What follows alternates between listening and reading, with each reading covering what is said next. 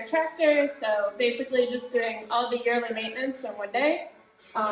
Most important part is to make sure your oil's clean, so we're going to start off with that. This is a John Deere E100, so it's just a normal riding mower. You can get at Home Depot, Lowe's, any place like that, but this is what we've been using to mow 8 acres for about 4 years now, and it still runs great. So as long as you keep up with your maintenance, these guys will do pretty much anything you want them to.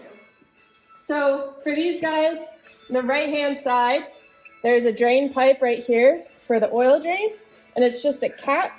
You just turn it to the right and pull it off. And it's already a little slippery, so it's going to take me a second.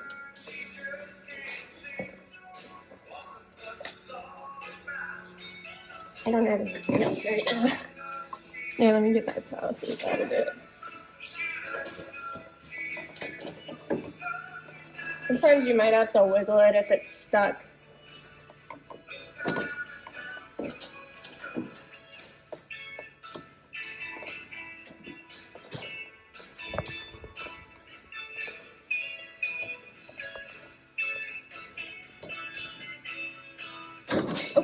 And that's why you put things under, so it doesn't get on your garage floor, it just gets on some old cardboard. And you're just gonna let that drain for a while, and we'll come back to you.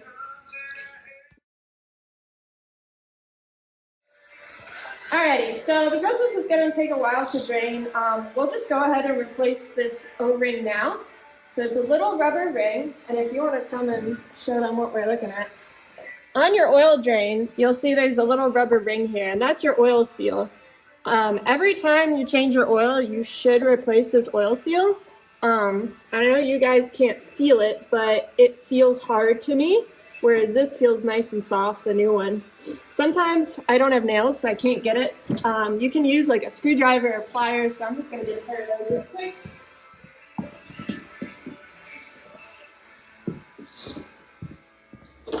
If any of y'all make fun of my little Walmart case set, go ahead. But it's done me good for a long time. I might be able to get it off with these. If not, I'm going to just have to put a flathead on. So when you share an inside joke, sunscreen, or couch, it will only be with people you want to be there. Because without privacy in your vacation home, You just want to get it under the seal.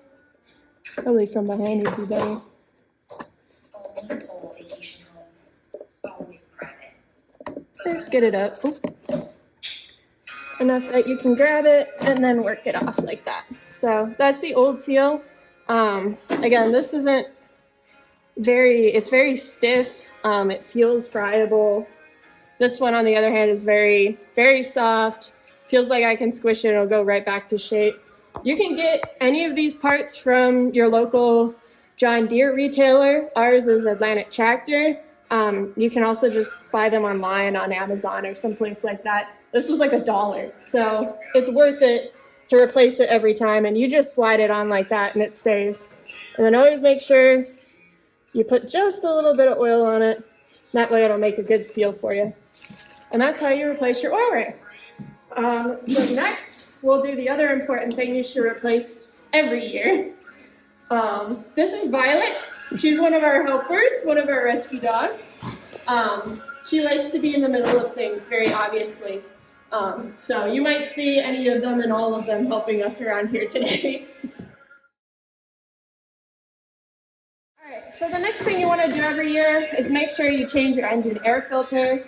This makes sure that the air going into your engine flows freely and that it's clean. Otherwise, you'll end up with a lot of gunk in your engine and it won't run as well.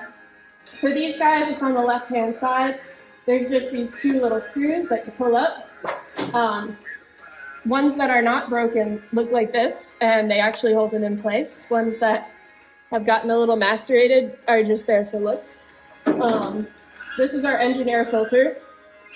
Really easy, you just pop it off like that. Unless you've bought a new one of these sleeves, you want to save it.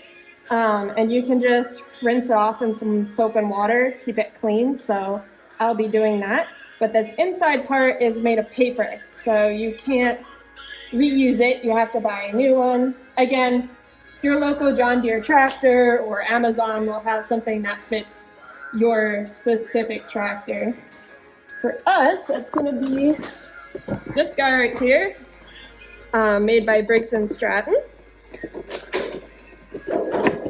Thank you, Violet. And you can see it's pretty much the exact same part. One is just much cleaner than the other, very obviously. So this fat part is the part that actually hooks onto the engine. So put that on there, and then I will throw this back on once it's clean. So Mom was nice enough to go clean this in the kitchen sink, just some soap and water. And now you can see it looks pretty much brand new, except for where my dirty hands touched it. If this has any rips, tears, or it doesn't come clean, that's when you'll want to replace it. And you can find replacements again wherever. The wide side is the side that actually hooks to the engine port. So you just tilt it up and then push it on. Make sure it's tight. Then you have a brand new engine filter. And then since there's nothing else around the engine filter that we'll need access to, we can just go ahead and put the cover back on. Just slide that on and then turn it clockwise to lock it. Again, this is just for show. I'll eventually replace it, but you really only need one to keep it on.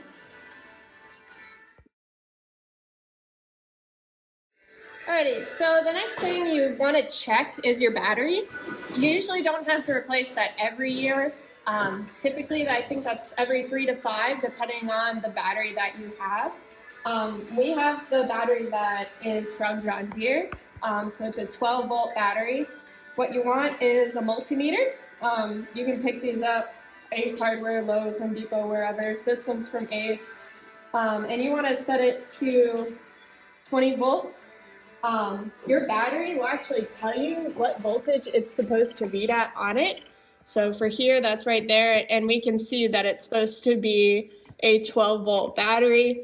So what we're gonna do, we'll take our positive side, which is red, put it on the positive side of our battery, which is also red. And then we'll take our negative side, which is black, and put it on the negative side of our battery, which is also black. And you'll see we get a reading of 12.6, which means our battery is actually where it should be right now. So that tells us that we don't need to replace the battery because it's holding the voltage it should be holding. If you ever have trouble starting your tractor, it shuts off in the middle of you driving it, that could be an issue with your battery or an issue with the alternator, both of which you can diagnose by using a multimeter. So one of these is really handy to use, but since we don't have that problem, I'm not going to go through testing the alternator today, just testing the battery.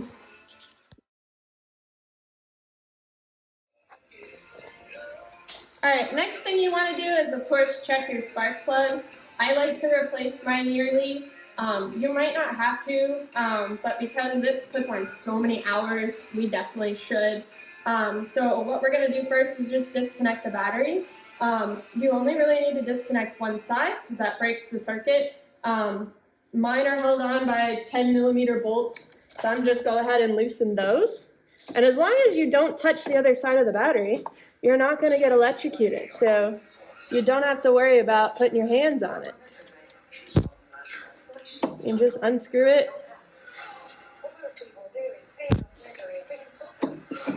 And then just make sure you pull that away from the contact so it doesn't accidentally come back and get you. Sometimes I'll hold it with a zip tie or something, but that should be okay.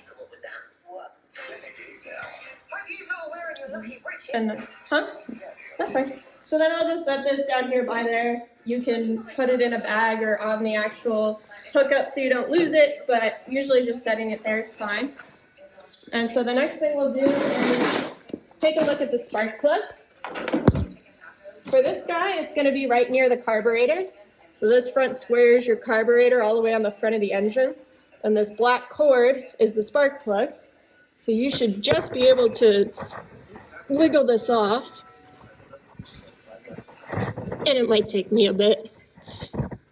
I'll get back to you guys once I get this off. So, got the holder off for the connection for the spark plug, and I already loosened it a little bit, but all you need is a long socket. This is a 5/8, but spark plugs do come in different sizes, so make sure to check the size before you try to take it off. And then you're just gonna pop that on there and loosen it up. But now that I've already loosened it, I should be able to unscrew it with my hand, and it should just come right out.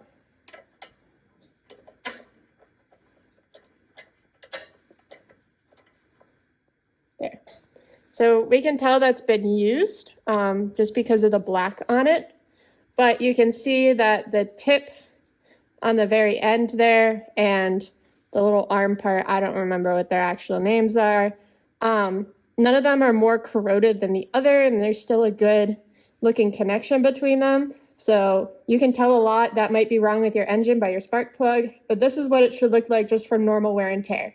So we can conclude that our engine should be running pretty well with this. So now that I've grabbed the new one, you can see that they look almost the same, except one's a little black and this one's perfectly clean. But you can see that the space between those electrodes is pretty close to being the same, and the arm doesn't look too bad off. So again, that just means our engine is running the way that it should be. Just replacing it is the same way you put it in. You're gonna find the hole and just screw it back in. And then once you get it hand tight, you'll just tighten it a little bit with your socket wrench. You don't want to over tighten it, or you could break your spark plug, and that would be bad, because then you'll have a very hard time getting it out. So that's hand tight. Just stick this on and make it tight like that. So again, you don't want to do it too much, just until you have pressure coming back to you on that socket wrench. And all you do is you take that rubber attachment and put it right back on over and just push it in till you'll be able to feel it, the metal like kind of contact each other. So once you feel that, you know it's on. And there you go. And that's how you change your spark plug. That goes for most engines, not just these guys. All right, so Mom was nice enough to loosen this for me because she's a bit stronger than I am. Typically for the oil filter, you want an oil wrench, but that involves buying things. If you just have like a normal pipe wrench like this guy, you'll be able to get it off without buying a new wrench. Hello, Violet. Actually, I'll take that. I ran out of shop towels, so we're just working with paper and cardboard. Now that it's loose, we should be able to just loosen it up. And it's gonna take some oil out even though it's been draining. So you're just gonna loosen it up until it comes all the way off. And like I said, oil's gonna get places, but just put it on cardboard or in a paper bag and you'll be good.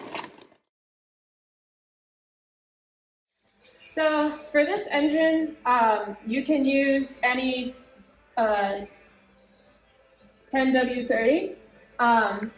John Deere comes up with a few different types of oils. They recommend the Turf Guard for this engine, but I like to use their heavier duty plus 52 because it takes longer in between intervals of doing maintenance, and it's made for larger machinery or machinery that needs to run for many more hours before getting its oil changed. And for this guy, runs a lot of hours before I change the oil. So I like to use this instead of their Turf Guard, just because it lasts a little bit longer. First thing you're going to want to do is grab your new oil filter, also got from John Deere, and you're just going to stick your finger in the oil, and you're going to want to wet the O-ring. You might have to stick your finger in there a couple times. You don't want it like soaked, but you definitely want it so that every surface there is just a little wet. That just makes sure you get a good seal on the oil filter when you plug it in. So I'm just gonna wipe my hand off. There's the oil filter hole. So you're just gonna put that on. And when you're putting on an oil filter, you do not need any tools. You hand tighten it. If you tighten it more than hand tighten, whoever has to come behind you and then change the oil will come and find you.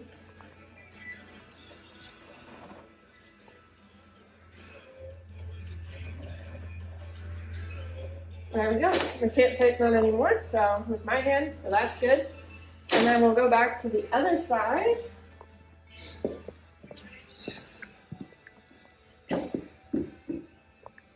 Where we can see that our oil has finished draining. It stopped dripping.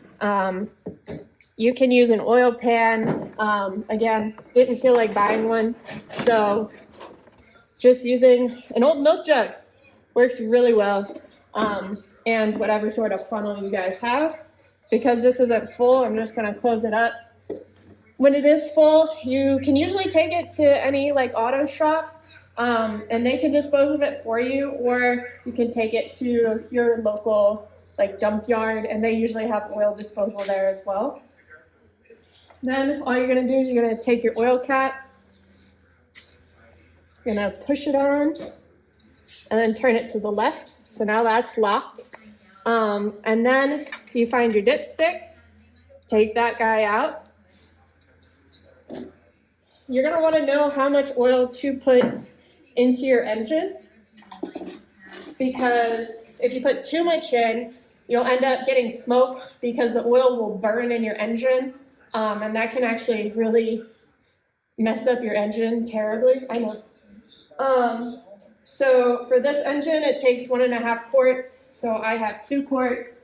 So what I'm gonna do is take my funnel, put it in the hole, and start filling it. Because I know it takes 1.5 and this is only 1, I'm just gonna go ahead and pour this whole guy in before I check the level.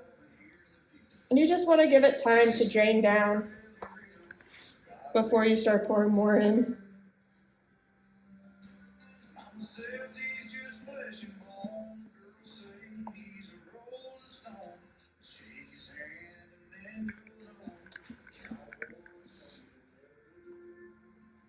It's not a treat, Violet. So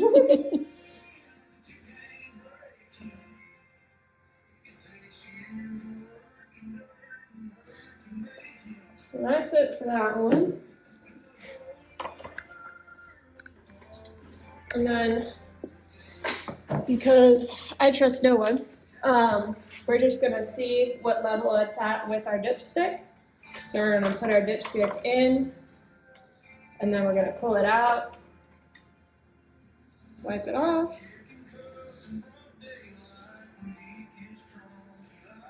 And same thing one more time.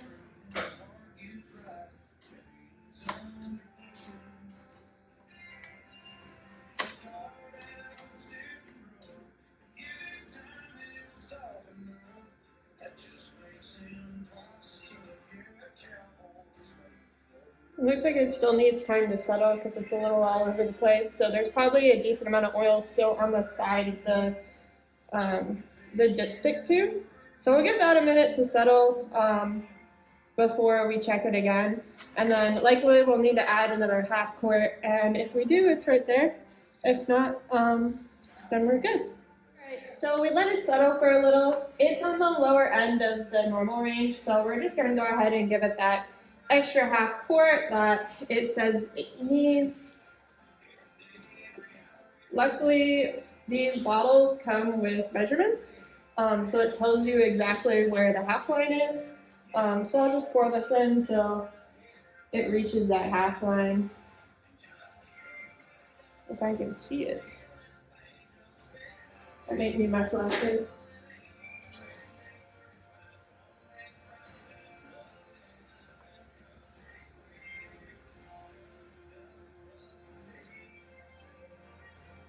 I can see it.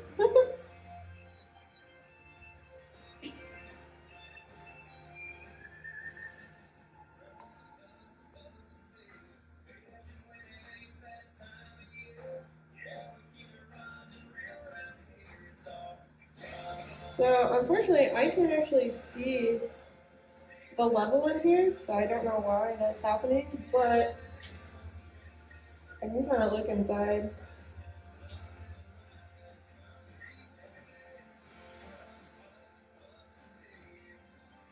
And just kind of estimate where it is on the outside. So just a little bit above half, so I'm gonna just give it one more good sweep, and that should be good. And then I'll just make sure to test it before I start the engine, which is something you should do anytime, every time before you start the engine, to make sure that there's enough oil, because you could have burned oil without knowing it, so there wouldn't be a leak that you could see and you would be burning oil. Or it could have had a leak, and if you park it somewhere that you wouldn't be able to find a leak, like grass, you just want to make sure you check the oil every time before you start.